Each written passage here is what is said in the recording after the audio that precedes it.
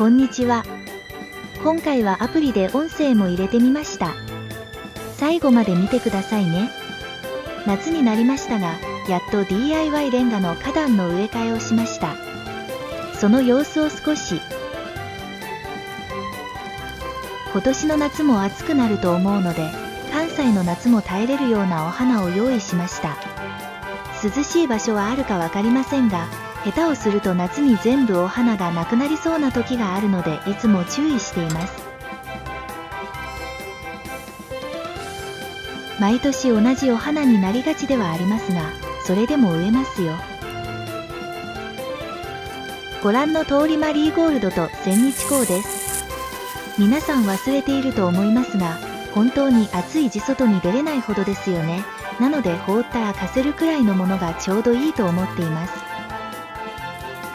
最近欲しいと思うのはポーチュラカ。カラフルで強そうですよね。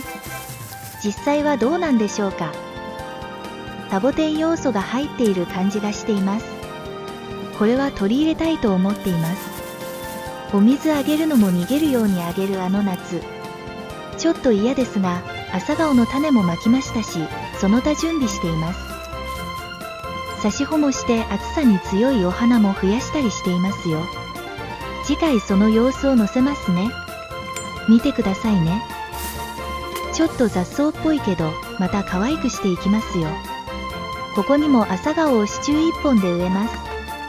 朝顔には絶対的な信頼を置いています。しなっとなってしまいますが、暑さには強いし可愛いし、どこで何色が咲くかとっても楽しみですよね。